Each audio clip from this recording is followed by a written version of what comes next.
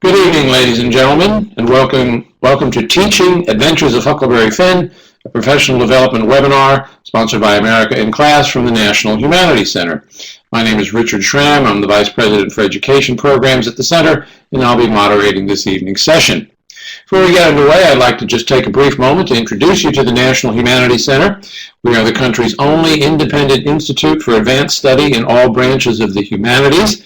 What that means is that our primary mission is a fellowship program that brings scholars to the center for an academic year to research and write on topics in the humanities, subjects in history, literature and language studies, philosophy, criticism of the arts, that sort of thing. We opened in 1978, and since then about 1,500 scholars have worked at the center, and they've produced about 1,500 books. Now, the center is distinctive in that it offers a great deal of programs and resources for high school teachers of history and English. And you can find out all of the programs and resources we provide for teachers of American history and literature by going to americainclass.org. That will take you to this page. And from here, you can gain access to everything the National Humanities Center offers for high school teachers. At the end of our seminar, we hope you'll return to the Teaching Adventures of Huckleberry Finn website, because there you'll be able to find a recording of this evening's session along with a PowerPoint. You will also find an evaluation. Please fill that out and send it back to us. They're very important to us. We pay attention to what you say, and we try to improve our programs based on that. Once we have received your evaluation, you will be able to download a letter, a documentation of participation that you'll be able to take to your local certifying authority to obtain whatever recertification credit your participation in this webinar warrants. Now, how do you participate in the webinar? Well, this evening, our professor, Shelley Fisher-Fishkin, will be making comments about Huckleberry Finn. We'll be stopping from time to pose questions. And when we do, we hope you'll respond by putting your cursor in the block that we've bracketed off there in green. You'll see that at the lower right-hand side of your screen. Type your response, hit that send button. Excuse me, to the right, your message will appear in a larger chat box, and I will bring it into the conversation. Now, don't wait for us to pose questions. If you have a question, or if you have an insight to share with us, or if you see a teaching opportunity, or you have a question about teaching, or you see an assignment, anything, please send that to us. Put that in the chat, and we will bring that into the conversation. Remember, the more you participate in these webinars, the better they are. So let's get underway. We have a lot of material to cover tonight. We have a lot of very text-heavy slides. We're not going to read all of them. We put them in the program tonight so that if you want to use them in your classes, you can have them available to you. Let me introduce our seminar leader, Shelley Fisher-Fishkin, wears several hats at Stanford University. She is the Joseph S. Atha Professor of Humanities, a Professor of English, Director of American Studies out at Stanford. She has written widely on Mark Twain and American literature. You see some of her titles right there. And in 2015, she'll be publishing Reading America. Excuse me, my voice seems to be disappearing. Literary Landmarks from Walden Pond to Wounded Knee. And I believe that is going to have a very interesting chapter on Huckleberry Finn that can be of use to high school teachers. So please keep an eye out for that. So let me unmute Shelley's microphone and turn the program over to her. Shelley, it's all yours. Thank you so much. Thank you for all of your efforts, Richard, and for that nice introduction. And thank you to all of you for coming this evening. I am really looking forward to learning more about some of the challenges that you face teaching this book. And I hope before our discussion ends, or at the very end, if we haven't engaged them, you'll raise some of these challenges and see whether we can explore ways that you might address them. I also want to let you know that I really value what you do from a very personal standpoint. It was a wonderful high school English teacher named Anthony Archiola who, junior year of high school, assigned me to write a paper on how Twain used irony to attack racism in Huck Finn. And that made me want to spend my life grappling with those kinds of questions, and I feel incredibly fortunate to be able to do so. So if you ever think maybe you don't make a difference in people's lives, I'm Exhibit A. You do. So hats off to you for what you do. Okay, so now we're going to look at some of the framing questions that will shape our discussion. And I think at the outset, it's important to just acknowledge that Huck Finn is a hard book to teach. It's a real pleasure to talk through some of the challenges with you today, and I don't pretend to have any ultimate answers on the way to make this an easy book to teach. I don't think we can do that, but I think we can try to make the process a little bit more comprehensible, the process of understanding this book a little more comprehensible for our students. The difficulty of teaching the book is mainly caused by two distinct but related problems. First, we have to understand how dramatic irony works if the novel's to make any sense at all. How can we help students understand the idea that the author and the narrator are different? Well, I'll be exploring some strategies with you today for doing just that. What happens if we assume that Mark Twain views Jim as an intelligent and mature adult who finds himself in an extremely difficult situation? There are compelling reasons to assume that at the time Twain wrote the book, he rejected attitudes that a number of his peers shared about the alleged mental inferiority of Black people. His friend and neighbor Charles Dudley Warner, for example, thought that higher education for Black people was a waste of time. Twain, on the other hand, disagreed and put his money where his mouth was, helping to support Black students at law school and at college. Critics today are increasingly challenging earlier critics' willingness to link Jim to minstrel show stereotypes in simple, uncomplicated ways. More and more, we're suggesting that one, Jim, not Huck, may well be the hero of the book. Two, Jim may don a minstrel mask strategically when it seems to be in his best interest to do so. And three, that critics' failure to recognize Jim's intelligence may reveal their own limitations rather than Twain's. These assumptions suggest that Twain was doing more than challenging the ideology of Black inferiority that dominated his world. He was consciously inverting it, crafting a book in which the most admirable and perhaps the most intelligent character was Black. Asking your students to assume that Mark Twain, but not Huck, credits Jim with being smart, strategic, and resourceful can really turn around any discussion of the book. And I'll be giving you a really useful tool to help you do just that. Secondly, we have to be able to place the novel in the larger historical context, one that includes the history of racism in America, and in particular during the time in which Twain wrote the book. How does recognizing what's going on during the period in which the book is written, rather than simply the period in which it's set, help us understand this novel? Unlike a book like Uncle Tom's Cabin, Huck Finn is not an anti-slavery novel. Slavery's been gone for 2 decades by the time it comes out. But racism is alive and well. How does it help to know that Twain starts the book on the eve of the breakdown of Reconstruction and finishes it when Reconstruction was in shambles and the ex-slaves were effectively being re-enslaved throughout the South through sharecropping, the convict lease system, and lynchings? How might the book be commenting on the period in which it's written as well as the period in which it's set? Sometimes a work of art can be a lens through which a moment in history is refracted with unprecedented clarity and brilliance. Huck Finn can be such a work, but only if we allow our students to read it against the backdrop of that history. We need to establish for them only in rudimentary terms the social, political, and economic contours of the period in which Twain wrote the book, and we'll discuss that a bit today as well. Although I'll be giving you some strategies to address these issues, I don't pretend to have any advice that will make teaching this novel easy. I suspect that teaching Huck Finn will always be, to borrow a phrase Huck himself used in a different context, interesting but tough. Now, if you listen to your students talk in the lunchroom or observe them watching The Daily Show, it's obvious that they're at home with sarcasm, parody, irony, impersonation, and satire on a verbal and visual level. But put most students in front of a satirical written text, and they become hopelessly dogged literalists. The problem seems simple, but it isn't. How can we get students to understand that the author and narrator are different and may even hold diametrically opposed views? It's impossible to read Huck Finn intelligently without understanding that Mark Twain's awareness is larger than that of any of the characters in the novel, including Huck. And indeed, part of what makes the book so effective is the fact that Huck is too innocent or ignorant to understand what's wrong with his society and what's right with his own transgressive behavior. Twain, on the other hand, knows the score.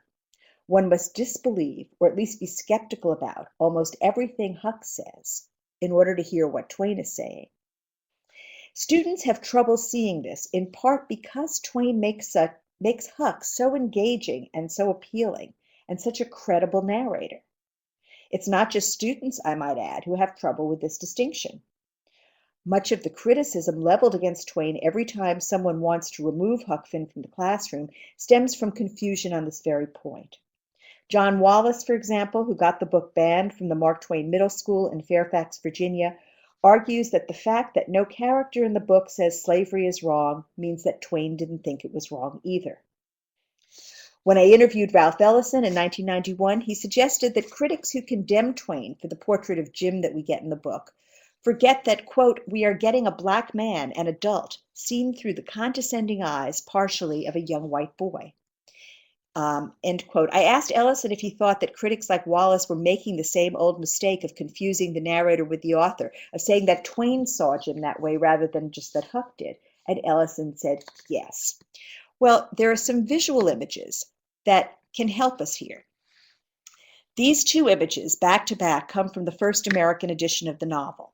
The frontispiece photograph of a marble bust of Twain by the sculptor Carl Gerhardt, with Twain's signature underneath, and the Kemble drawing of a grinning Huck in his raggedy straw hat and single suspender pants. In a moment, we'll discuss why Twain may have decided to begin the book with these two images, why he thought we needed to see them before we read a single word. Please keep these images in mind throughout our discussion today, and I think your students will find them very helpful. Unfortunately, they don't always make it into the classroom editions of the novel. Now, the tendency on the part of some readers like John Wallace to conflate Huck's perspective with Twain's is aided and abetted by a peculiarly double aspect of Twain's vision.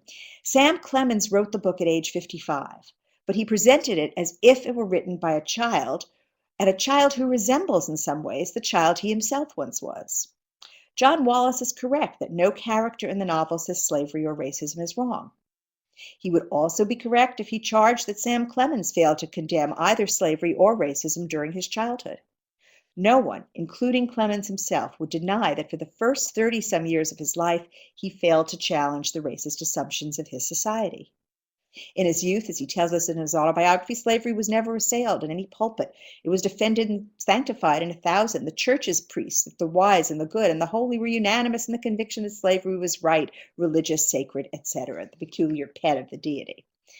Twain, as a child, accepts without question, as Huck did, the idea that slaves were property. Neither wanted to be called a low-down abolitionist if he could help it. But between the time of that Hannibal childhood and adolescence and the years in which he wrote Huck Finn, Twain's consciousness changed. By 1885, when Huck Finn was published, Clemens held views that were very different from those he ascribed to the fictional author of the novel, Huck. It might be helpful to chart for your students the growth of the author's developing moral awareness on the subject of race and racism, starting with some of his early writings on the persecution of the Chinese in San Francisco, which we'll discuss shortly. Then moving through his marriage into an abolitionist family, his exposure to figures like Frederick Douglass, and his 1869 Buffalo Express editorial, Only a Nigger, which we'll also discuss in a moment. By the time he writes Huck Finn, Mark Twain had come to believe not only that slavery was a horrendous wrong, but that white Americans owed Black Americans some form of reparations for it. One effective way to teach the book involves asking your students why a writer who holds these views creates a narrator who is too innocent to challenge the topsy-turvy moral universe that surrounds him. I've found it useful to begin with Twain's earliest forays into the use of irony to expose racism and the reasons why he turned to this technique, and that's where we're going to jump in just a moment. To help our students understand the nature of antebellum slavery and to help them understand the last third of the novel, as a possible satire on the re-enslavement of freed Blacks in the post-Reconstruction South, we need to teach them the history of these periods. And it will be helpful to share some timelines and mini lectures with them on this history. And if it's possible, assign some additional readings, such as Frederick Douglass's 1845 narrative that is an account of slavery from the slave himself. Students who read Douglass's narrative before Huck Finn will approach the latter with a much fuller understanding of the world of the book, the world in which Huck and Jim move and the challenge of the journey they undertake. Douglass can give them a new awareness of the significance of Jim's being deprived of his freedom, of the complexity of his decision to run away from his owner, of the danger he courts every step of the way as he seeks his freedom.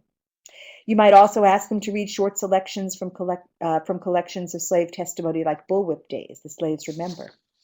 For the post-war context in which the novel is written, selection from W.B. Du Bois' Souls of Black Folk or Black Reconstruction could be very helpful. I won't spend time today listing secondary sources on these chapters of history that you might draw from in your lectures, but a book like John Hope Franklin's From Slavery to Freedom is a great place to start. The growing consensus among critics is that the imprisonment of Jim on the Phelps farm suggests the re-enslavement of freed blacks in the post-Reconstruction South. And keeping this in mind allows us to read the ending as more than an unsatisfying burlesque farce, which it is as well. The more students understand about this chapter of the past, the better equipped they are to understand the last part of the novel as a satirical indictment of white society's behavior during that era. Okay, so now let's jump in. So Twain didn't write Huck Finn with its tricky narrative strategy before experimenting with a similar strategy in earlier pieces. The more heavy-handed, shorter pieces that can help your students prepare for what's going on with Huck Finn. As a young journalist in San Francisco in the 1860s, Twain witnessed an event that he considered outrageous. A group of young white hoodlums set upon a Chinese man going about his business and began stoning and beating him while some local police looked on in amusement. Twain wrote up the incident for the paper he worked for, the San Francisco Morning Call, looked for it the next day. It wasn't there. It turned out his publishers had no plans to publish it. They cared more about not offending subscribers who shared the police's prejudices than they cared about the truth. To get into print on the subject at all, Twain found it necessary to turn to irony, writing up his criticisms for national monthly magazines and a newspaper in the next state in quasi-fictional satires. So in Disgraceful Persecution of a Boy, for example, from 1870, the narrator of the piece is ostensibly motivated to have his say by his outrage at the disgraceful persecution of this innocent boy in San Francisco. And by the way, when you teach this, tell your students that the word Chinaman is an epithet not unlike the word nigger, and that they should use it only when quoting the text. The narrator is incensed that the boy has been thrown into prison for an act which strikes him as fully sanctioned by the community. On his way to Sunday school, he stones a Chinese man. What had the child's education been? How should he suppose it was wrong to stone a Chinaman, he asks. In the heated editorial that he writes in defense of him, the narrator reveals much more than he ostensibly realizes about the moral norms of San Francisco in the 1860s. In this way, he found out that the great Commonwealth of California imposed a mining tax on the Chinese, but not the Irish, that it's a place where many tax gatherers collect the tax twice instead of once from the Chinese, where when a white man robs a sluice box, they make him leave the mining camp, and when a Chinaman does that thing, I quote, they hang him. It was in this way that he found that in many districts of the vast Pacific coast, so strong is the wild free love of justice in the hearts of the people that whenever any secret and mysterious crime is committed, they say, "Let justice be done, though the heavens fall," and go straight away and swing a Chinaman. It was in this way the boy found out that the legislature, being aware the Constitution made America an asylum for the poor and the oppressed of all nations, and that therefore the poor and oppressed who fly to our shelter must not be charged a disabling admissions fee, made a law that every Chinaman must be vaccinated, etc. It was in this way that he found out that Chinaman had no rights that any man was bound to respect, no sorrows any man was bound to pity, neither his life nor liberty was worth the purchase of a penny when a white man needed the scapegoat. And therefore, what could be more natural than for this sunny-hearted boy tripping along to Sunday school with his mind teeming with freshly learned incentives to high and virtuous action, to say to himself, "Ah, there goes a Chinaman. God will not love me if I do not stone him." And for this he's arrested and put in the city jail. Everything conspired to teach him it was a high and holy thing to stone a Chinaman, and yet he no sooner attempts to do his duty than he's punished for it. And Twain adds, of course, that this is based on the truth and that he didn't have to invent things. So I'm wondering, what do you think Twain is trying to accomplish here? How would it be different if it were a straightforward expose of the treatment of the Chinese in San Francisco? Okay, any takers there? What is trying to accomplish in this satiric piece? And how would this piece be different if it were a straightforward expose of the treatment of the Chinese in San Francisco? We have some people typing in the chat, I see. This really is broad satire or sarcasm here at this point in his career. Would that be fair to say, Shelley? Absolutely. Mm-hmm. Absolutely. Okay. Got some things coming in. strikes me that what he's trying to accomplish here is to show the here we go, some comments. I think through the use of satire, Twain can criticize San Francisco's behavior in a more cached way.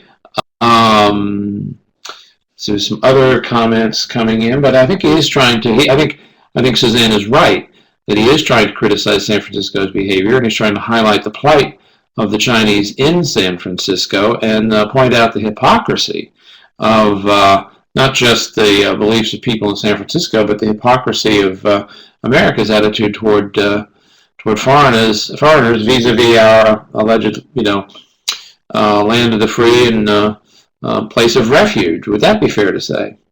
Absolutely. And there are actually a couple of other pieces that are in the readings that I'm not going to go into in detail that do this very, very graphically and dramatically, including one of my favorites, a piece called Goldsmith's Friend Abroad Again, in which a Chinese immigrant writes letters to a friend back in China. And he refuses to believe anything negative about the U.S. He has the words of the Declaration framed in his home in China, and no matter what happens to him in America, he's convinced that everybody must have his best interests at heart. And it's a totally poignant and in some ways horrifying piece because dreadful things happen to him, but he refuses to recognize it. And again, it's the same kind of strategy that Twain is using here. Mm-hmm. Okay. Well, shall we move ahead then? I think we've heard all the comments from our participants on this one. Okay. So by allowing your students to see the gap between the author's views and the narrator's views of disgraceful persecution, they can be a bit prepared to understand Twain's use of irony in Huck Finn. Now, of course, in Huck Finn, the place and the time and the race are different, but the implicit central question is the same. How can a society which denies the humanity of large numbers of people within its borders think of itself as civilized? How can a society so rife with injustice think of itself as just? And Twain requires the reader to ask these questions by preventing any character in the work from asking them. In each case, the gap between Twain's awareness and that of his narrator is crucial, and it's a major source of the work's power and also of the problems involved in teaching it. It requires that readers learn to read beyond the surface meaning of a text. By presenting a racist society through the eyes of a child too innocent to question its norms, Twain will force readers to judge that society on their own. Now let's move to an early experiment using satire to attack white racism towards blacks. And this is a piece called Only a Nigger that Twain publishes in the Buffalo Express in 1869. And he frames it by referring to news from Memphis that it turns out that a man has confessed to a crime after another man has been lynched for it. Ah, well, too bad to be sure. A little blunder in the administration of justice by Southern mob law, but nothing to speak of. Only a nigger killed by mistake, that's all. Of course, every high-toned gentleman whose chivalric impulses were so unfortunately misled in this affair by the cunning miscreant Woods is as sorry about it as a high-toned gentleman can be expected to be about the unlucky fate of a nigger. Mistakes will happen even in the best regulated and most high-toned mob. Surely there is no good reason why Southern gentlemen should worry themselves with useless regrets so long as only an innocent nigger is hanged or toasted or doubted to death now and then? What if the blunder of lynching the wrong man does happen once in 4 or 5 cases? Is that any fair argument against the cultivation and indulgence of those fine chivalric passions and that noble Southern spirit which will not brook the slow and cold formalities of regular law when outraged white womanhood appeals for vengeance? Perish the thought so unworthy of a Southern soul. Leave it to sentimentalism and humanitarianism of cold-blooded Yankee civilization. What are the lives of a few niggers in comparison with the preservation of the impetuous instincts of a proud and fiery race? Keep ready the halter, therefore, O chivalry of Memphis. Keep the lash knotted. Keep the brand and faggots in waiting for prompt work with the next nigger who may be suspected of any damnable crime. Wreak a swift vengeance upon him for the satisfaction of noble impulses that animate knightly hearts, and then have time and accident to discover whether he was guilty or no. My question for you is, why does Twain choose to write this by inhabiting the voice of Southerners defending lynching, and why does he put the word nigger in quotes? Hey, any takers for those 2 questions? Why does Twain inhabit the voice of a Southerner defending lynching in this article? And why does he put the word nigger in quotes? It seems to me he uses that line again, only a nigger, in Huck Finn when one of the characters asks Huck who was killed in the boiler explosion on the steamship. And he says, "Oh, it didn't hurt anybody, man, just killed a nigger." So he's gone back to this piece for that incident in Huck Finn. Right, and notably in Huck Finn, the word nigger is not in quotes because it is a word that Huck uses, whereas writing this editorial does not use that word. We got some comments. Twain is clearly speaking with a Southern perspective and exaggerating the term. I think he also wants to shock people here. I mean, his cavalier dismissal of a life here, even a black life, and his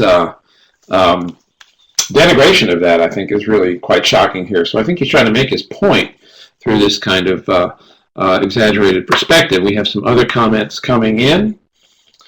Let's see what they are. And I think he's putting the word nigger in quotes to show that the author here is not using it in the same way that it would be commonly used. I think he was trying to signal that he was aware of its pejorative content. Nigger in quotes to show that the person is not a person, to show how cold the Southerners are in this instance. How would you respond to that, Shelley? Well, yeah, I think is emphasizing that the word dehumanizes and that the word itself is part of the worldview that allows things like this to happen, that allow people to not feel that it's too high a price to pay if an innocent man is killed by mistake. 1 out of 5 cases or whatever. So I think he's very, very clear about the power that this word has. And that's another reason why we have to take very seriously both the difficulties of the presence of this word in the book and the importance of it. It packs a lot of punch. And another participant writes, the repeated use is meant to shock and drive the point home over and over. Yes, I think that's absolutely true. And I think that seeing this word over and over and being really inclined to distance yourself from the voice that he's impersonating, you don't want to be that kind of person. It's a way of distancing, having his readers distance themselves from a kind of casual use of this dehumanizing word. Well, that was the point. I was stumbling toward myself earlier, so I'm glad you were able to articulate it far better than I could. Okay, shall we move on? Okay, so let's look at a piece. Dialect is a big problem for a lot of students in Huck Finn, and it's important to look at the place of dialect in the world in which Twain is writing. So we're going to just show you some slides. I'm not going to read all of these, but I'll look at some of the early slides from an earlier piece of Twain that's very important on the road to Huck Finn.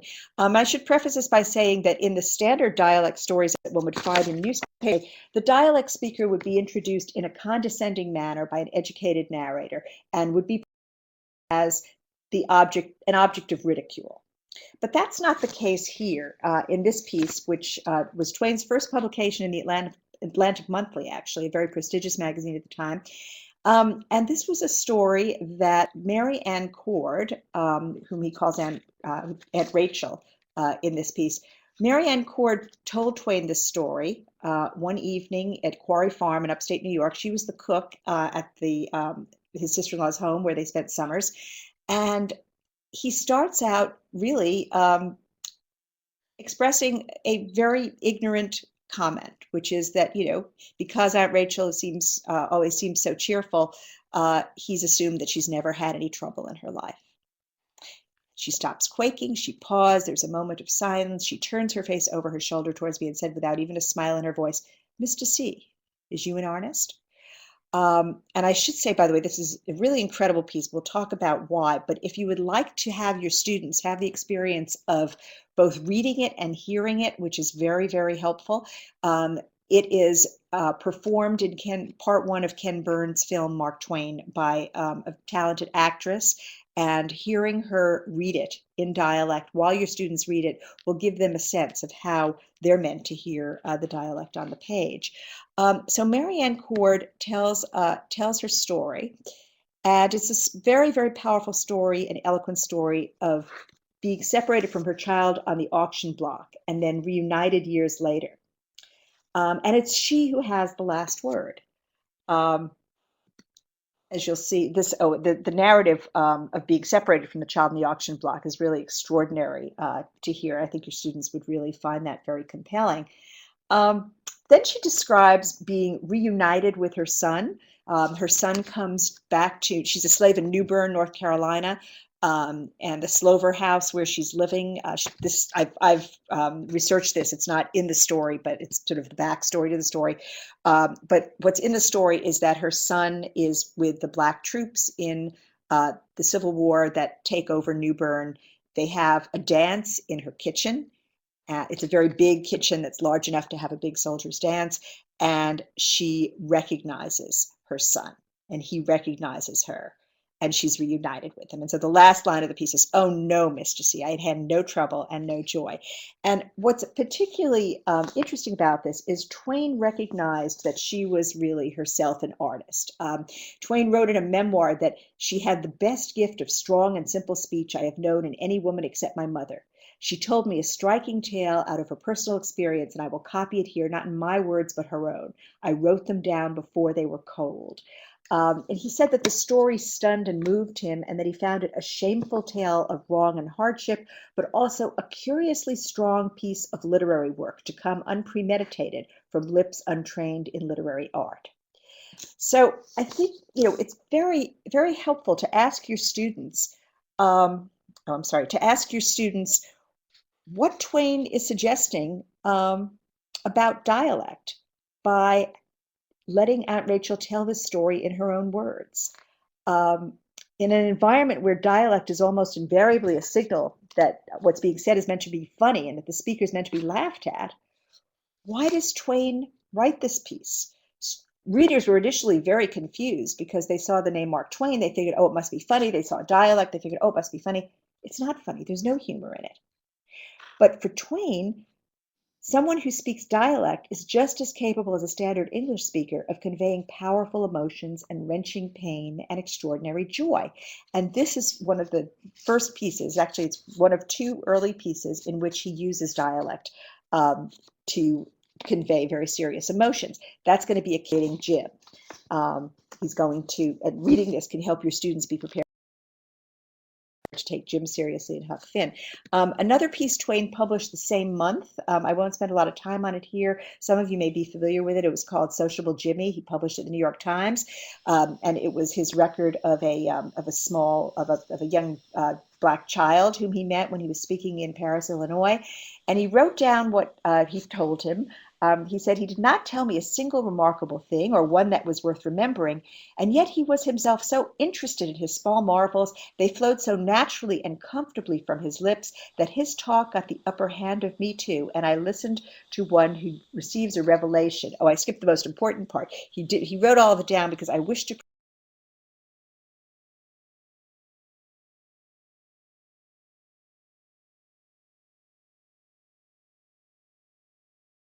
talker. Well, while our participants are pondering that question, we have some interesting comments.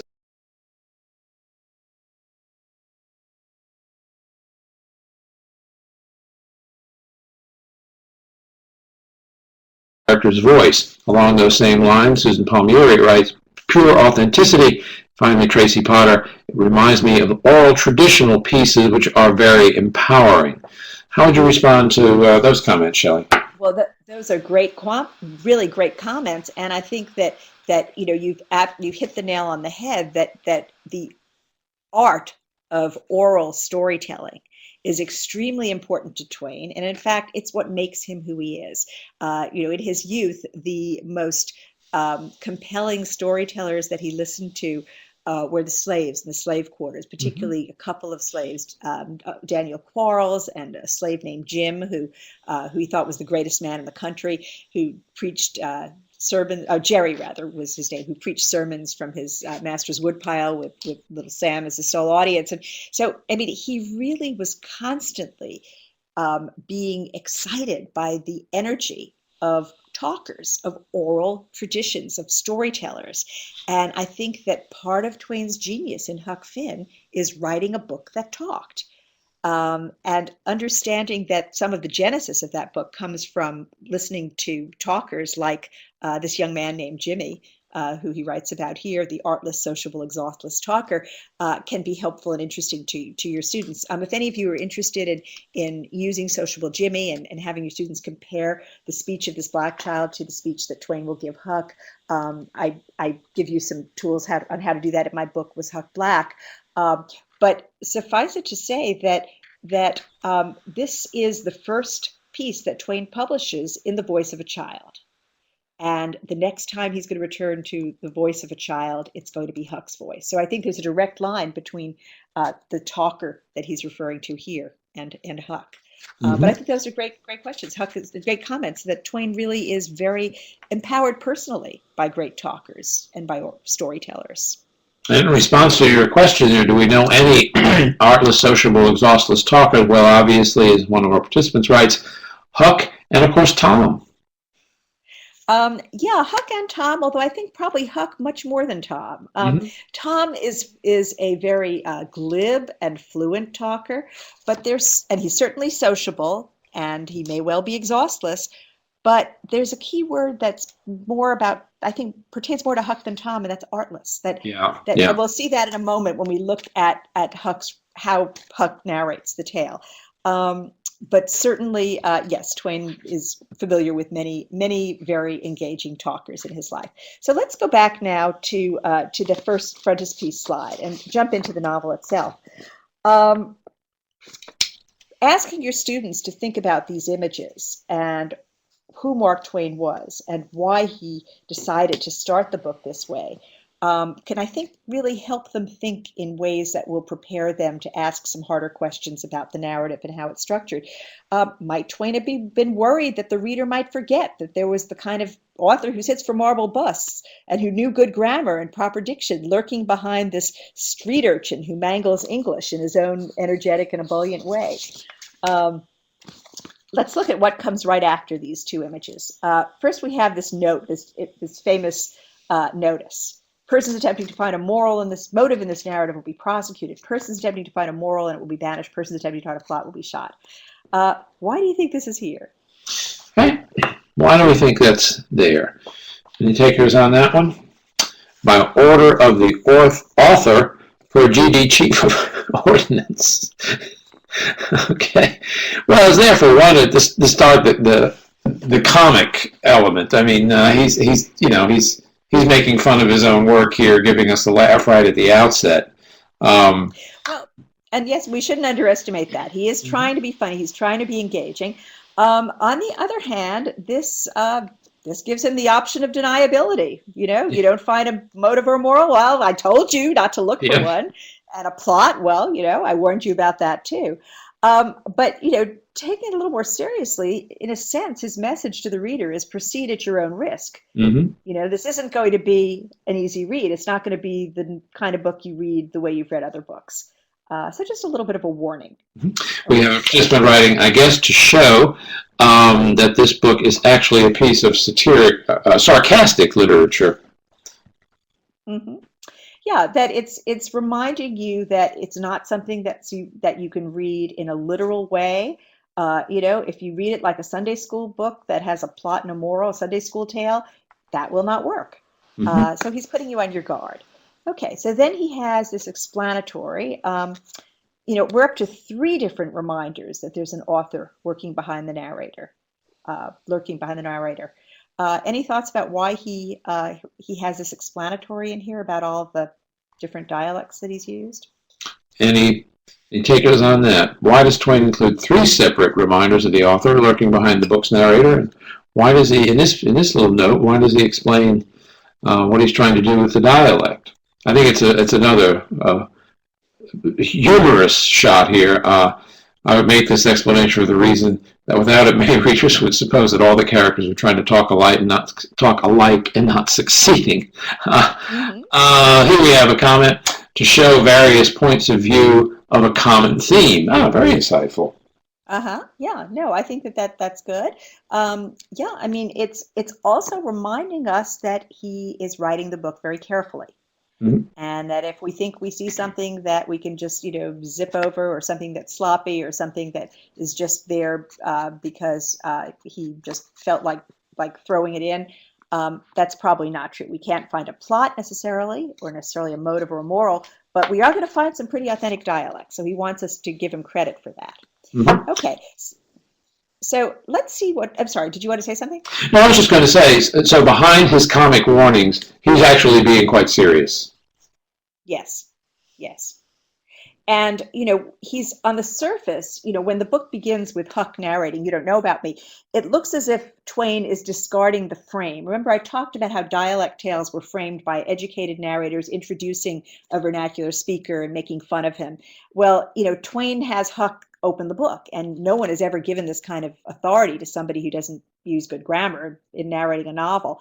And Twain seems to be throwing away a frame completely, but an examination of the pages that precede it show that Twain is sort of having his cake and eating it. He's dispensing with the frame on the surface. No educated narrator introduces Huck per se, but he retains it in a kind of de facto manner by reminding the reader not once but 4 times that a respectable author named Mark Twain is the commanding presence behind this rather irrepressible and ungrammatical performance by Huck. So let's see what kind of a narrator Huck is. Oh, by the way, this is, I think, the 4th reminder or 5th reminder that the book was made by Mr. Mark Twain. Well, of course, that Huck reminds us again, there's Mr. Mark Twain and then there's me. Okay, so just in case we haven't gotten that, he really is hitting us over the head with it. And he told the truth mainly. And that's one of Huck's typical lines. It's one of the lines we love him for. How can you tell the truth mainly? There were things which he stretched, but mainly he told the truth. So let's to get a sense of what kind of a narrator Huck is. Let's look. She cried over me and called me a poor lost lamb, and she called me a lot of other names too, but she never meant no harm by it. The widow rung a bell for supper, and you had to come to time. When you got to the table, you couldn't go right to eating, but you had to wait for the widow to tuck down her head and grumble a little over the victuals, though there really weren't anything the matter with them. That is, nothing, only everything was cooked by itself. Okay. So what does this reveal about Huck? What, for example, the widow crying over him didn't mean any harm by it, calling him names, calling him a lost lamb. What's going on here? Or what's going on when he says you couldn't, you have to wait for the widow to tuck her head down and grumble a little over the victuals, so there weren't anything the matter with them? Okay, we have some people typing in here. But that is an absolutely famous opening there. You don't know about me without you read a book by the name of Adventures of Tom Sawyer. Of course, what he's doing there, too, is linking this in the boys' book series that he was planning. He refers back to Tom Sawyer, and then later on he's got a 3rd one that doesn't get published. She's naive and feels so sorry. Rather, she is naive and he feels sorry she's so insipid. A tough person who sees life as it is, no polite covering for things that should not be told. So other comments are coming in.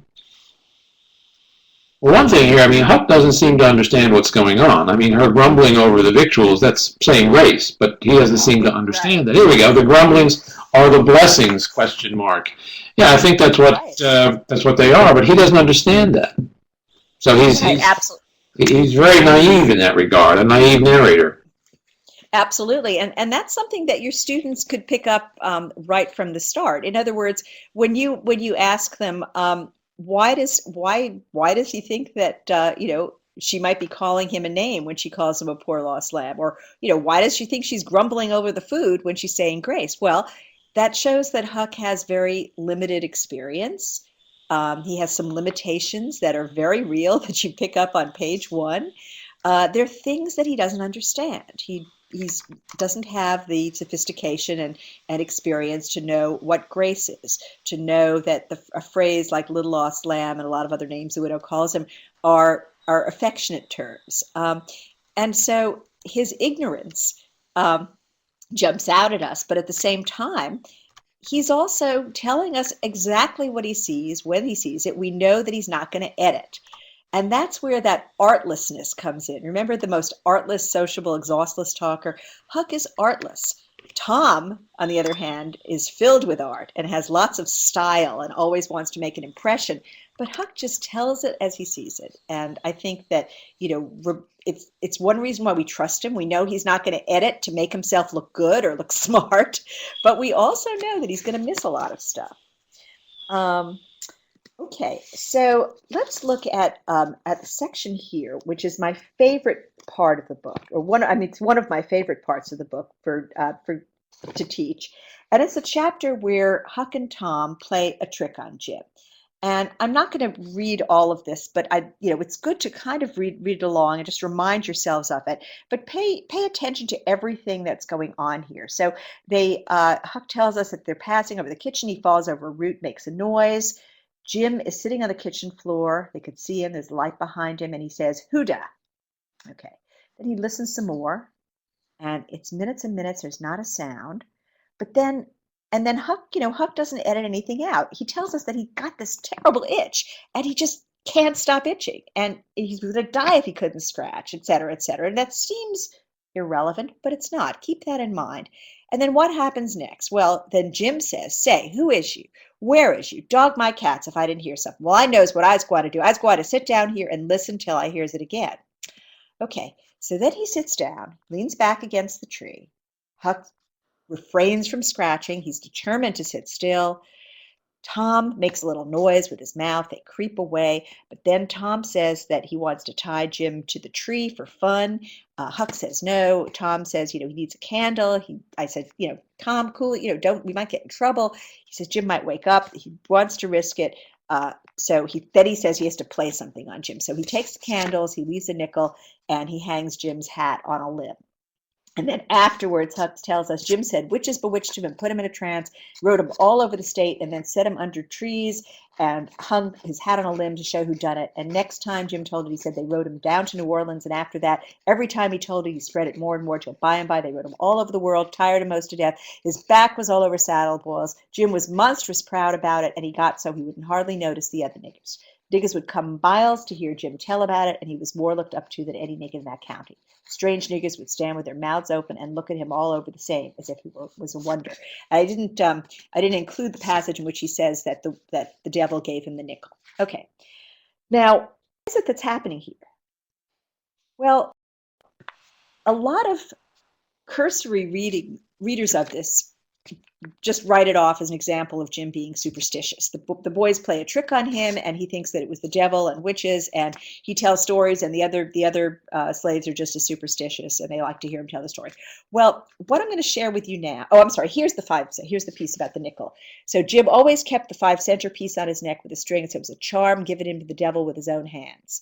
Okay, and because the devil had his nobody would touch it, and then Jim's most rude for his servant because he got stuck up on account of having seen the devil and been rode by witches. Well, there's another way to look at this, and this is a scene that a brilliant writer named Ralph Wiley, who passed away sadly a few years ago, wrote as part of a film script that he was writing, Spike Lee's Huckleberry Finn. And I can tell you more about the backstory and what happened with that film script because I was involved in it as well.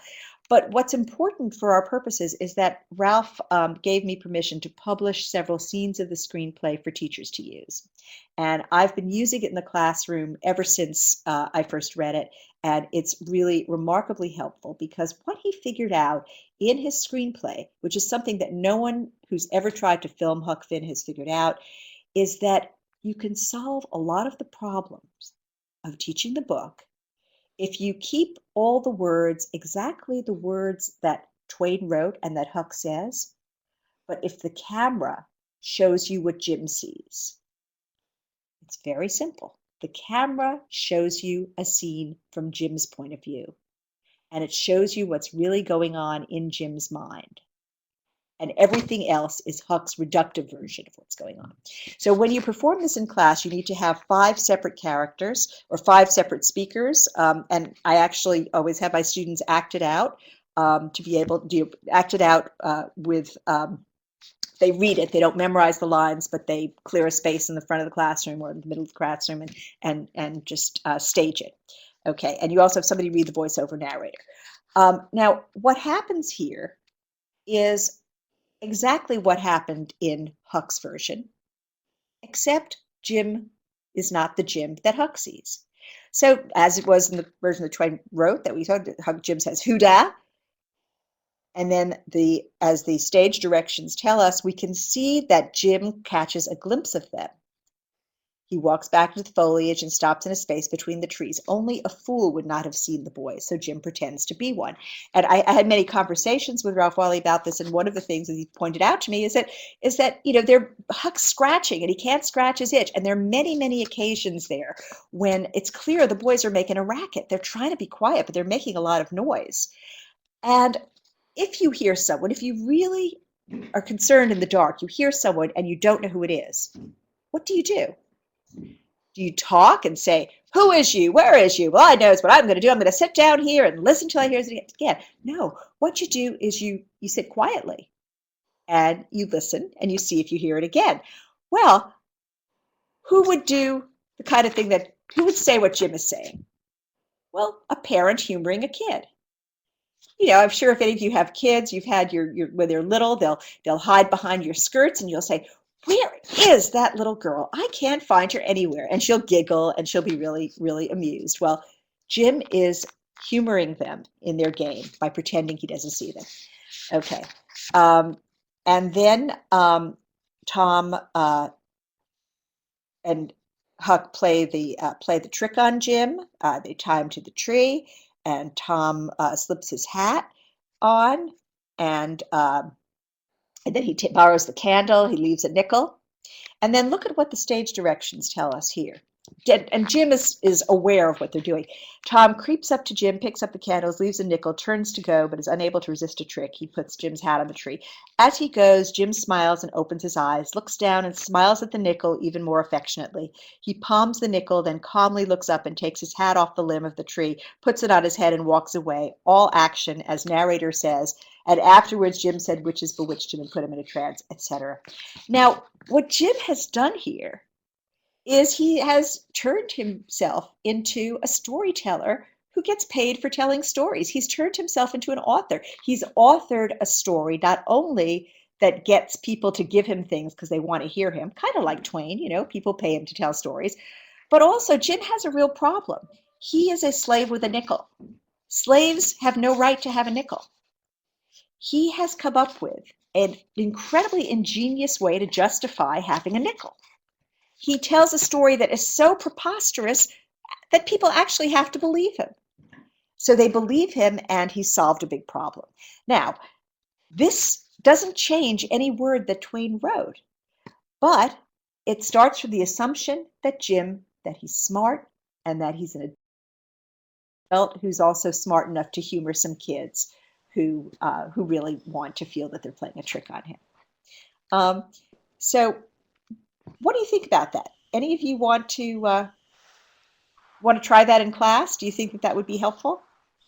Okay, we have some comments coming in. I know if I were teaching the novel, I would plunder this and I'd use it in class, and I want to remind our participants that the PowerPoint will be available and they'll be able to use the material in their classes. Okay, some people say maybe. I love these comments. Thanks for the info. Help me teach my students. I'll see what other comments come across here. But I would say, Shelley, would it be fair to say that if we read the novel, taking Jim as a fully mature adult, then we see the difference between Mark Twain, who knows him as a fully mature adult, and Huck, who does not. Huck sees him as a nigger. But Twain, of course, doesn't. And if we focus on Jim in that way and take Jim as a serious person, that helps to highlight the difference between Huck and Twain in their narrative roles. Yes, absolutely, it does. I think that once students act out this theme, they realize that it makes perfect sense to assume that Jim knows what's going on, that he sees the boys, and that he's figured out how to turn a situation that could be very sticky for himself into a total triumph, a total win situation for someone who has no power and no money.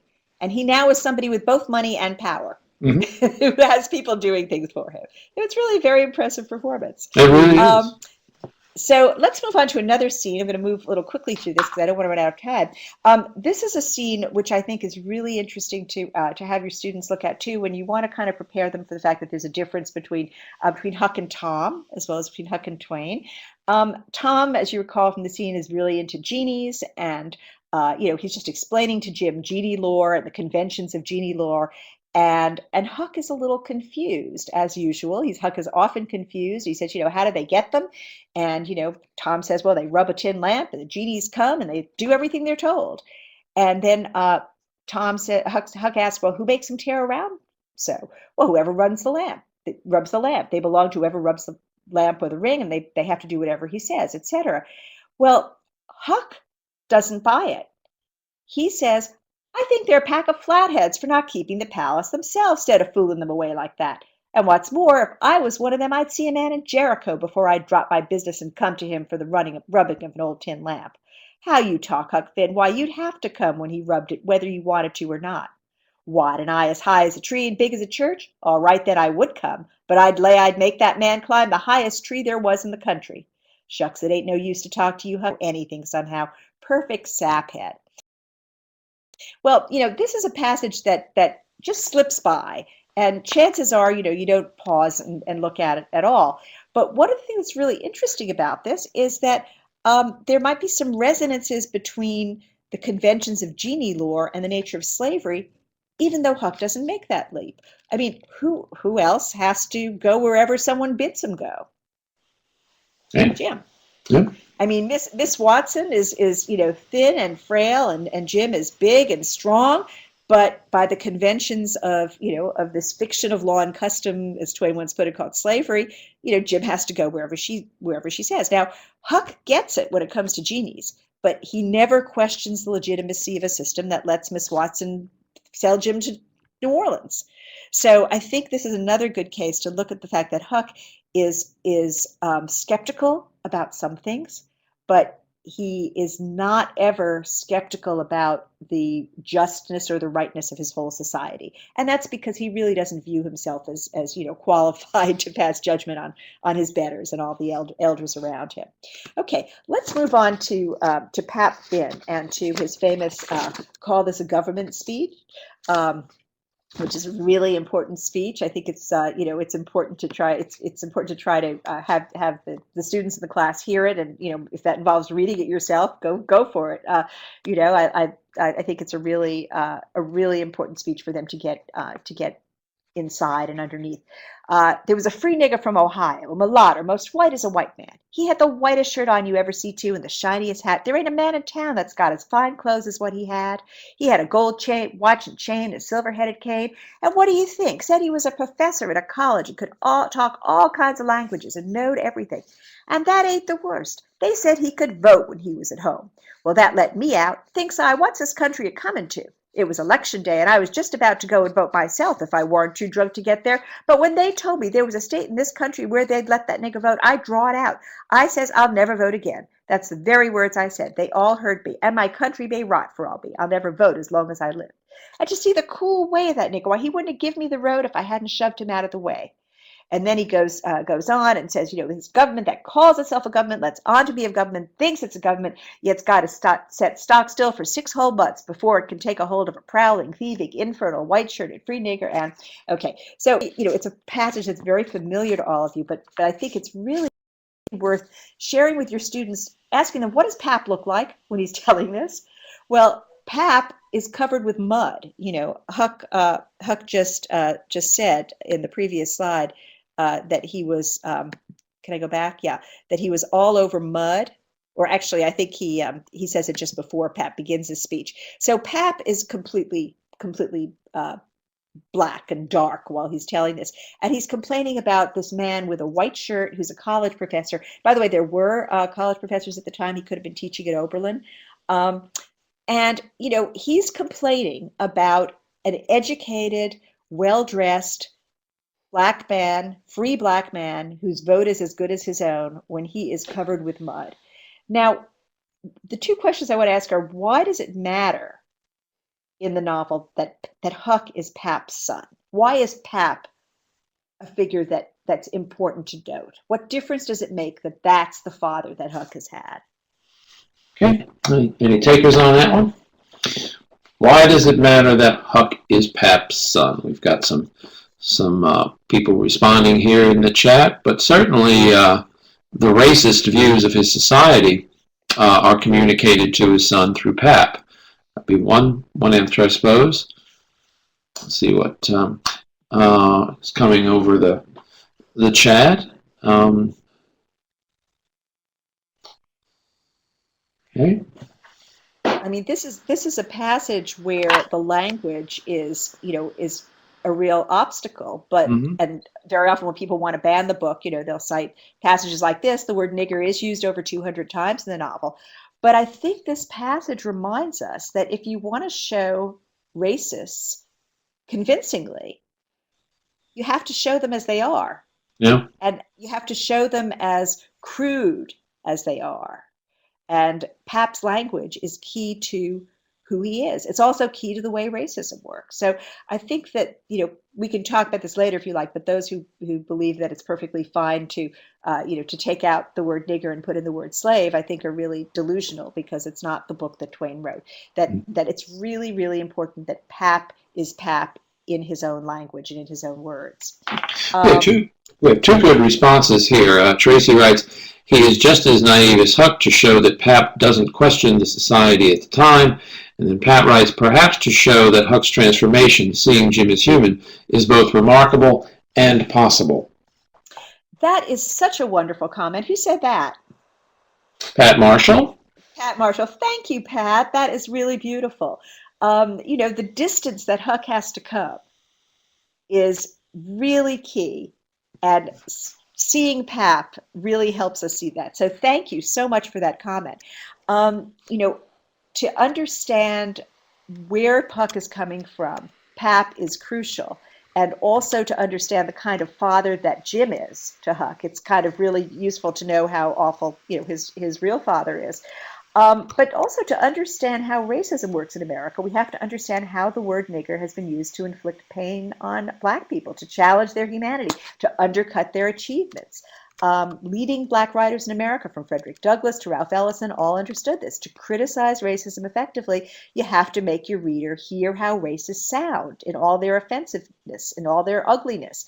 When Malcolm X famously asked, what do you call a Black man with a PhD? And answered, nigger, he was testifying to the destructive power of this word and the worldview that it embodied. And of course, this is exactly the person that Pap is calling nigger here. He's a Black man with a PhD. He's a professor, a college professor from Ohio.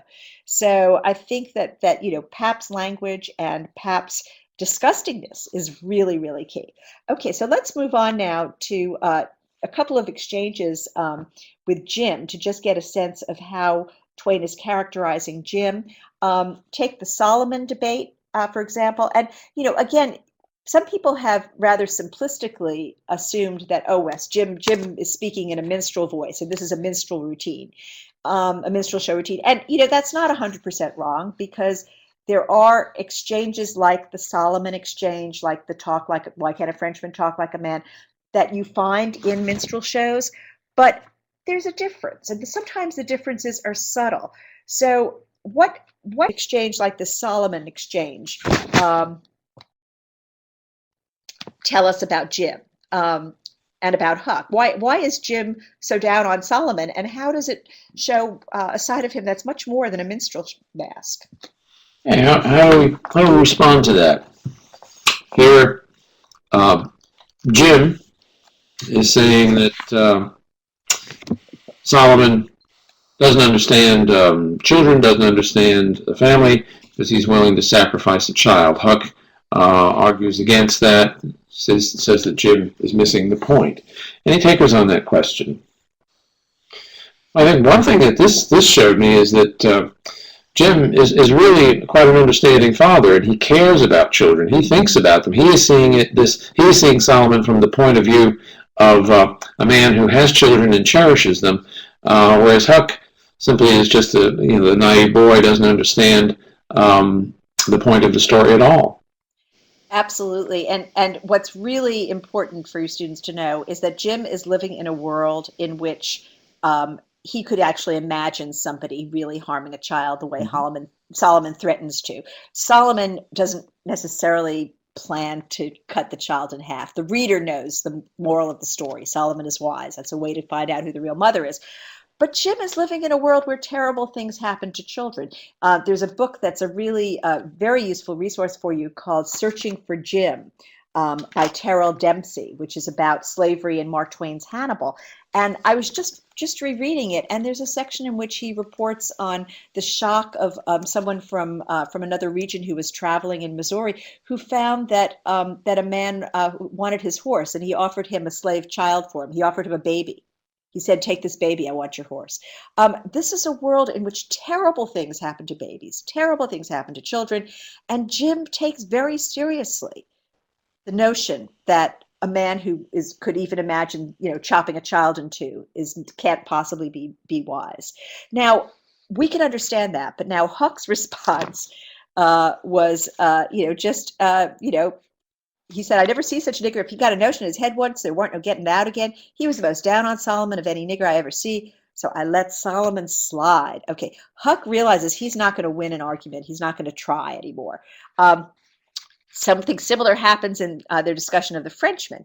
Jim is not about to just accept the conventional wisdom that he's talking like a Frenchman talks like a man.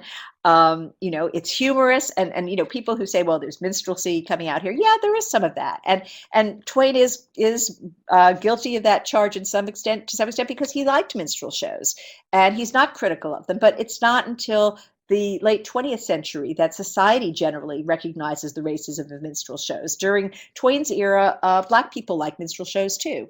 So it's a very complicated kind of transaction that's going on here. But what's happening here is Jim is arguing about whether a Frenchman is a man or not. And again, just like the argument about Solomon and a child, this is the kind of debate that he really cares about, because he lives in a society that defines him as not a man. The category of who counts as a man really matters. So my question for you here is, who wins this argument, Jim or Huck? Who wins the argument, Jim or Huck? Yeah, my money's with Jim. I think he does. I think one of my students once said, "Well, Huck sounds like Bart Simpson." He does. You can't learn a nigger to argue, so I quit. I mean, basically, he doesn't want to admit that he lost, and so he says that he quit. Okay, let's. We have an interesting comment here. The audience wins. Yes, the audience does win.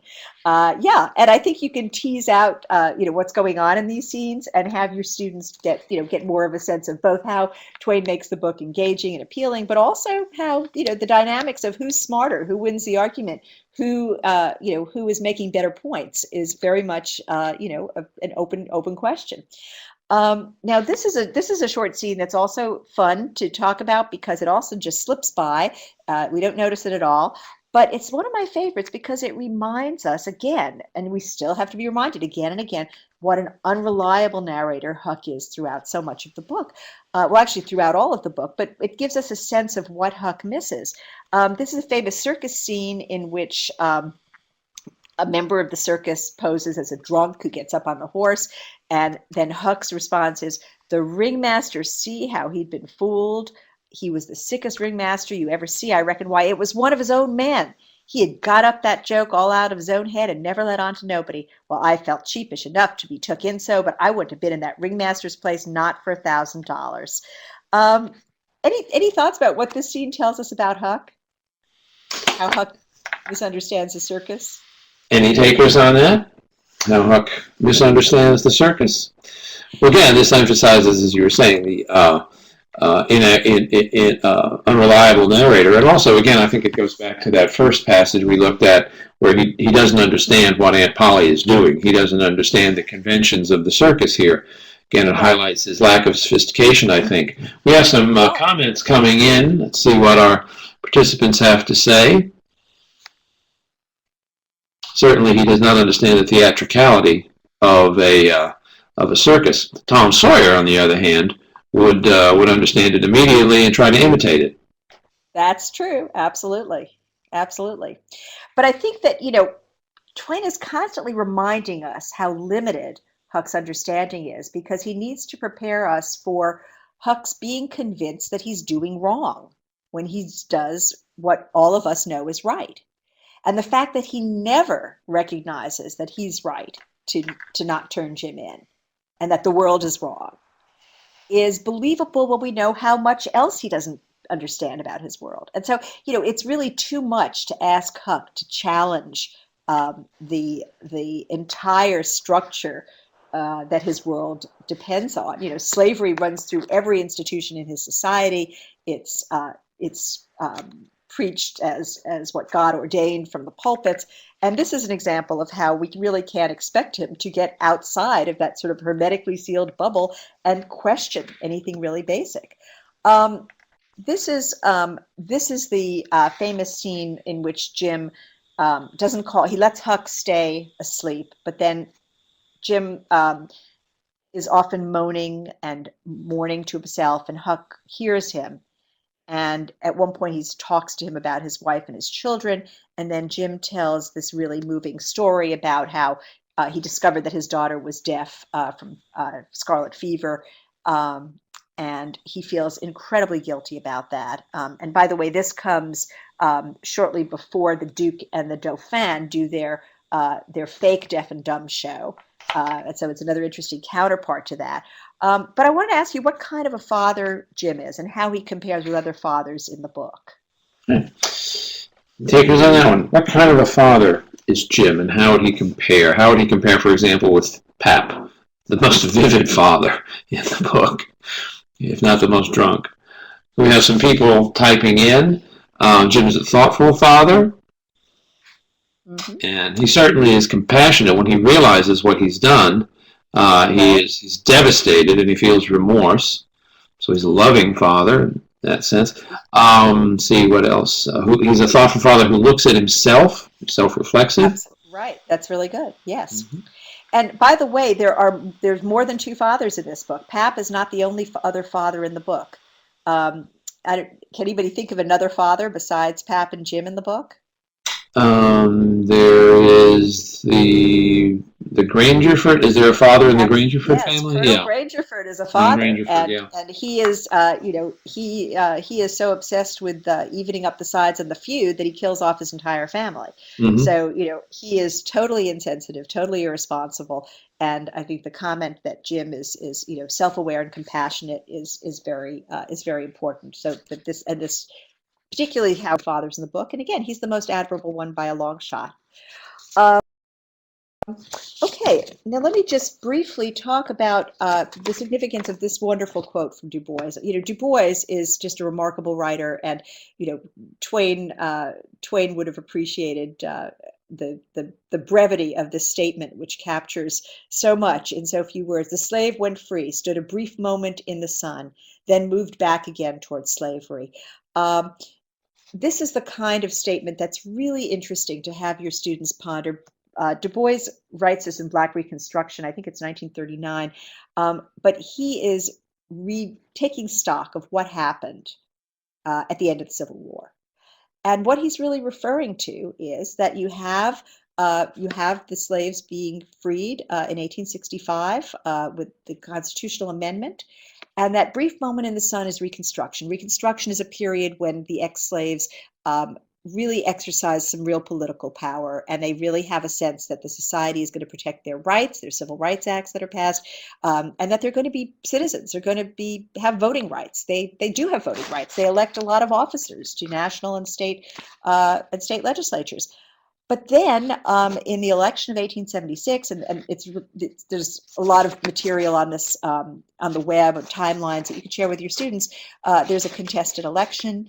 Nobody wins. There's the Compromise of 1877, and that compromise basically involves letting the the side that lost have most of the things that it cared about to allow anybody to take office. In 2000, the Supreme Court decided the president. In 1877, Congress decided the president. Both times there were ties. And so what happens here, while Twain is finishing the novel, is basically the South lost the war, but they won the peace, and they start rolling back the gains of Reconstruction. The Civil Rights Acts are struck down by the Supreme Court. The nation withdraws the federal troops from the South that were safeguarding Black rights. And you basically have most of the freedoms that were real or seemed real during Reconstruction rolled back. The convict lease systems, sharecropping, lynchings, all of these make the ex-slaves, very disempowered, and move them back again towards slavery, as Du Bois suggests. So in some ways, we can understand Jim's imprisonment in that shack on the Phelps farm as a commentary on this, on the re-enslavement of the freed slaves, the post-Reconstruction South, helping your students understand that there's a really sharp break in American history that happens while Twain is in the middle of writing this book. And while he starts it when you can still believe that the ex-slaves were going to be full citizens and participants in a multiracial democracy, by the time the book is published, their rights have been really constricted, and Du Bois, looking back on that period, says, they're moving back again towards slavery. And really, ask yourselves, why is this even necessary? If voting, or why is the Voting Rights Act necessary? If everyone has the right to vote, if everyone has the right to vote, why do we need a Voting Rights Act? Well, we need it because from the breakdown of Reconstruction through the 1960s, voting rights was really a fiction for Black people in many parts of the country. So I think that keeping this history in mind is really helpful. Just very briefly. Oh, I'm sorry. Do you want to say something? Oh, we have a question here, Shelley, and this is a good moment to bring it up. Are there drafts of the text that might show changes as Twain watched history? That's a very, very interesting point. And I think that Vic Doino's book, Writing Huck Finn, has a very interesting analysis of when you say changes in the text, do you mean changes from the manuscript to the published text, or changes from the beginning of the book to the end of the book? I don't think that we can, because Twain goes back and revises constantly, we can't really look at the genesis of his writing without looking at a scholarly book like Vic Doino's book, Writing Huck Finn.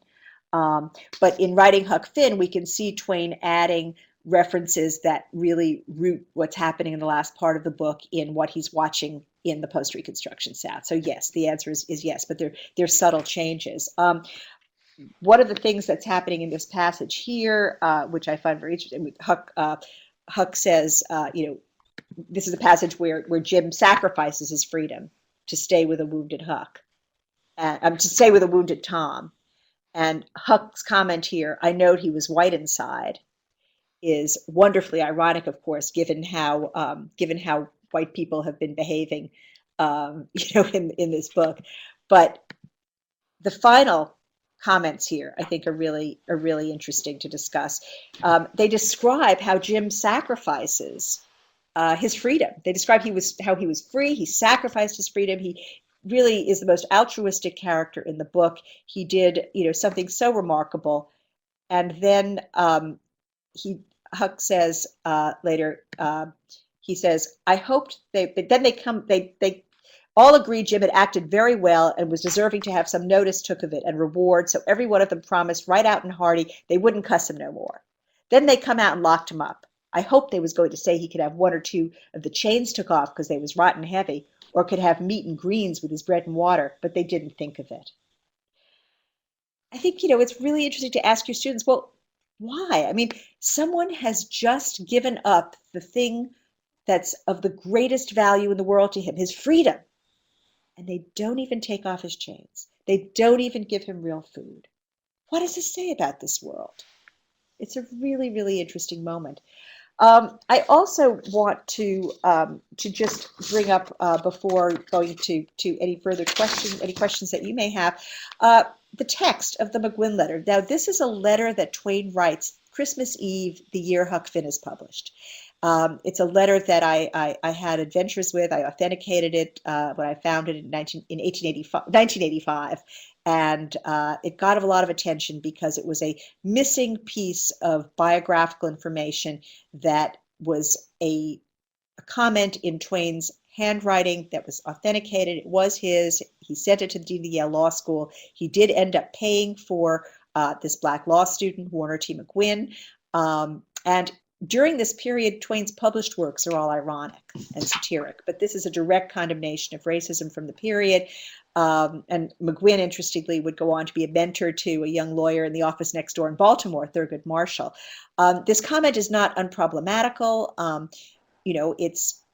It's not necessarily, great to think of slavery having ground the manhood out of slaves, because certainly even Twain himself knew someone like Frederick Douglass personally, who he said was extraordinary, and he knew that nobody had ground the manhood out of Frederick Douglass. But what he's saying here is, explaining to the dean of the Yale Law School why he wants to do something which was really extremely unprecedented. I mean, I don't know that anyone else had actually done this at the Yale Law School. He's giving him the reason for his wanting to do something so extraordinary as pay for the student who he just met, and I can tell you how they met if you're interested. But I think that it reminds us, if any parent or anyone in the community says, well, how do we know? Like John Wallace says, how do we know that Twain wasn't an out and out racist? No one in the book condemned slavery, and how do we know that Mark Twain himself didn't think that slavery was just fine and that black people were dumb enough to just put up with it? A letter like this, which shows him trying to figure out how to create a generation of black leaders who will be educated enough to change their world, is useful to invoke. But I would be very happy to answer any questions of yours, and I would love to hear about any challenges that you've had teaching this book or keeping this book in your classrooms. Tell us about some of your experiences. Okay. Anybody want to share some experiences with the use of the book in their classes? Tracy Potter commenting on Huck's use of the word white. A good person is considered white, like Jim was white inside, so he has some goodness within him. It's just commenting on the way he uses the word white. While we're waiting for any final comments, Shelley, I have two, actually. This book is often read as a coming-of-age novel, particularly focusing on that scene where Huck does not turn Jim over to the slave catchers on the raft and decides to go to hell despite everything. So it's seen as a coming-of-age novel in that regard. But as you said earlier, Huck is never aware of what he's doing. He doesn't realize that he's actually doing the right thing there. So he doesn't achieve self-awareness. So can we read the novel as a coming-of-age novel for Huck? I don't think it is. I think that we would, in a coming-of-age novel, we expect someone to mature intellectually. Mm-hmm. Huck learns to trust his heart, but that's something that he does pretty early in the book. I mean, Huck is very intuitive. He trusts himself. He trusts the words to come. When he's making up all those stories, creating all those identities for himself, he talks about trusting Providence to put the right words in his mouth. He's used to trusting his heart. He does learn some things in the book. He learns that black people love their children as much as white people. Mm-hmm. And he also learns that the Phelpses aren't smart enough to take Jim's chains off when he's given up the most valuable thing that he has. So he has learned some things, but he doesn't connect the dots and put them together. He doesn't make that leap from saying black people care about their children as much as white people do. Oh, but slavery is selling their children away and trading their children for horses. And how could that possibly be right? He never asked those questions. Now, maybe, Huck seems so real. Maybe if he were real, he would ask those questions. But Huck is Twain's creation. We have to keep remembering that. And there's a good reason why Twain doesn't let him have that much insight. It's because he wants the reader to make that leap. Right. He wants every character in the book to be a racist. Every character in the book is a racist. Jim doesn't question the system. He knows that that it's wrong that he doesn't have his freedom. But he doesn't know that white people might not be, smart. I mean, he isn't an abolitionist. He's planning to steal his children. He's not planning to mount a revolution. No character in the book ever recognizes that the whole system is wrong, and that this is a system in which the most admirable man in the book, the most altruistic character in the book, the most noble and engaged and right father in the book is treated as his mistress's pigs and chickens. Mm-hmm, mm-hmm. And people who are scum are, treated much better. Right. My second question, when Twain set out to write this, did he set out to write an anti-racism novel, or did that emerge as he worked through it? Well, I think when Twain set out to write this, he started writing a sequel to Tom Sawyer, and he didn't know what he was going to write. Like Huck, he was waiting for Providence to show him the way. He starts writing. He doesn't know what kind of a book he's writing. And Vic Doino's book, Writing Huck Finn, is really interesting on this, because he talks about how the beginning versions of the first part of the book were a little laborious. I mean, Twain knew the character Huck. He knew his voice. He didn't know where the book was going. And then Huck runs into Jim on Jackson's Island, and the manuscript gets a lot cleaner from that moment, that all of a sudden Twain figures out, yes, this is where the book is going. So he doesn't even know that Jim is going to be a central figure when he starts writing the book. And, I don't know that we can ascribe conscious intention to most fiction writers. I think that fiction writers would be the first to tell you that they often don't know where things come from in their books. I had this conversation with Toni Morrison, who wrote the introduction to Huck Finn for my Oxford Mark Twain. And when I was talking with her about this, I said, do you think that you know where most of what gets into your novels, where it comes from? Do authors know where their characters, their plots or themes, where they come from? And she said, no, that's your job as a critic to figure out. We just put them there. Or as a teacher. She's suggesting that authors are not necessarily conscious of the sources of what ends up in their books.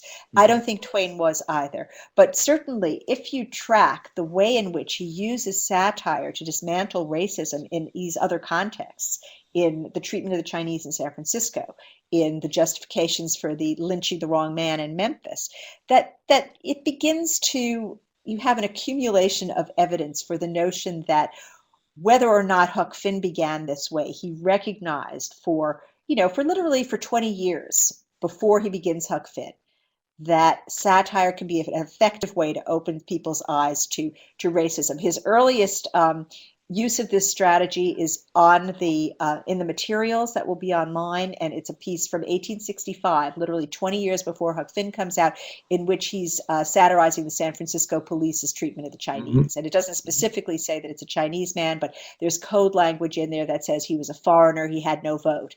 And actually, it's an interesting satire of police brutality, that he takes a speaker who is the police's greatest pal, who's really mad that people keep dumping on the police when they're doing stuff that's perfectly within their rights. And what's perfectly within their rights is to treat this foreigner without a vote however they like, even if it means bashing his skull in.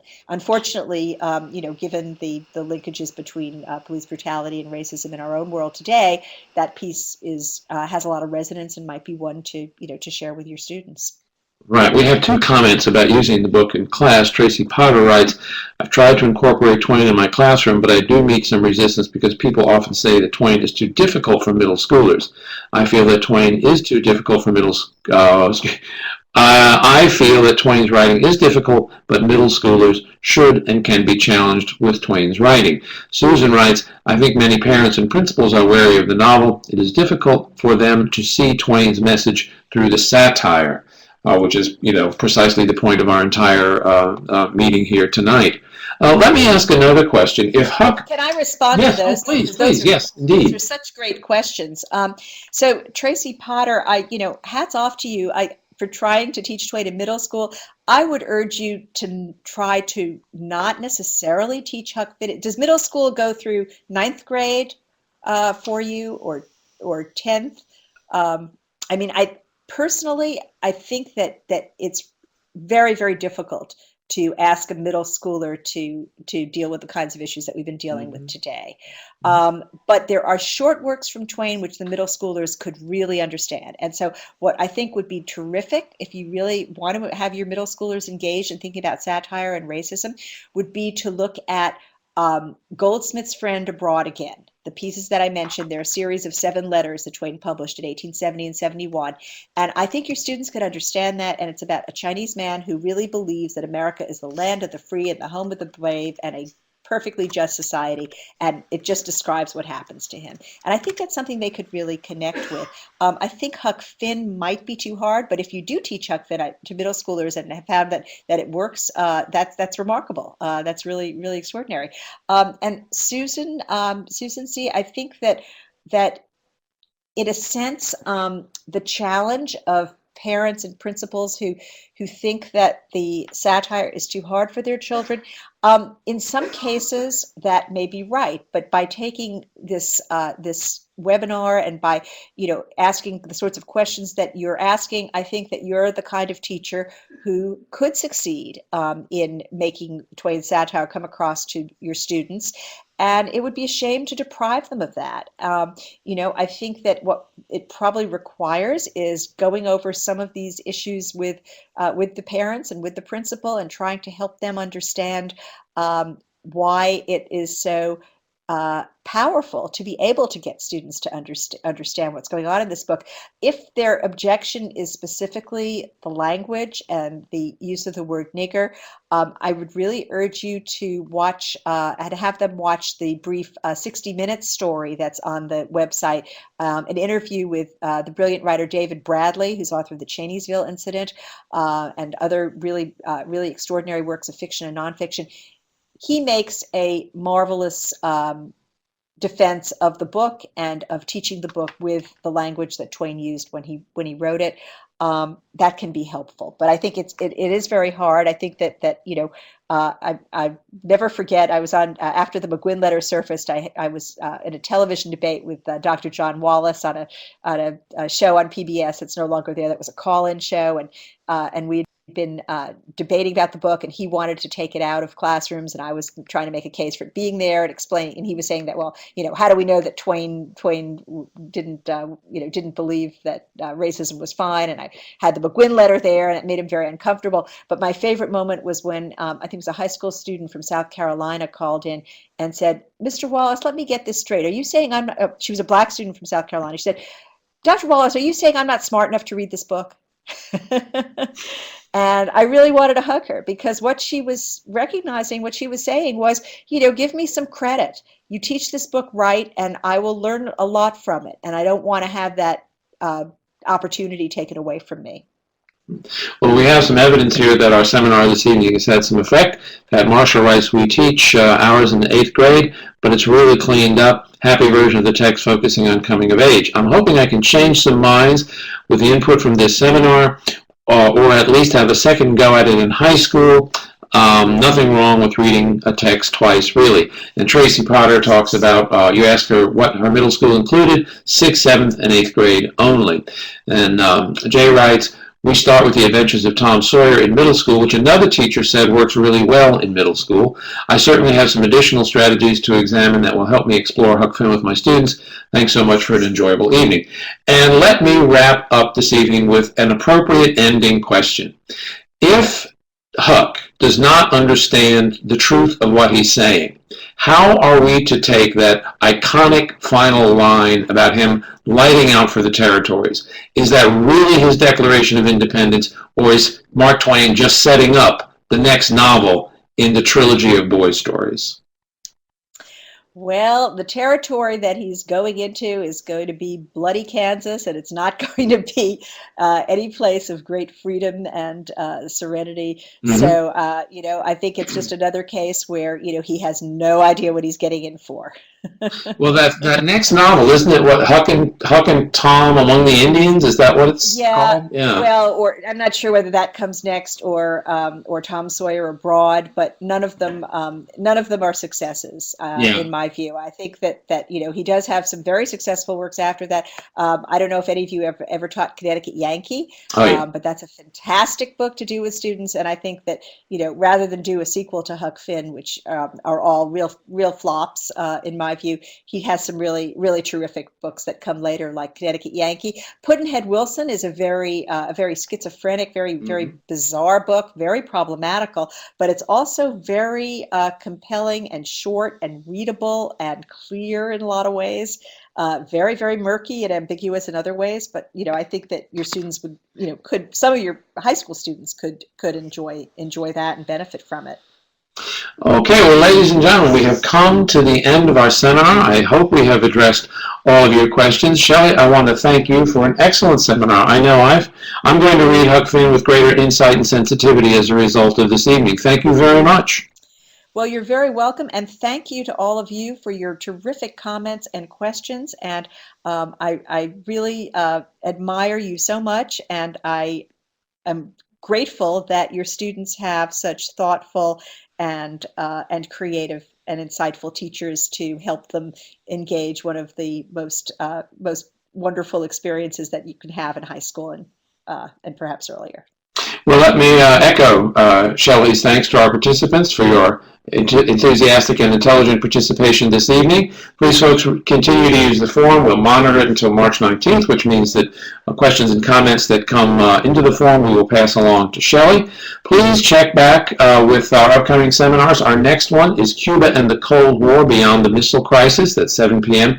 on February 26th. And I think we have a fine schedule of seminars thereafter. Once again, let me remind you to send your evaluations to us. Thank you, ladies and gentlemen, and good evening. Good evening.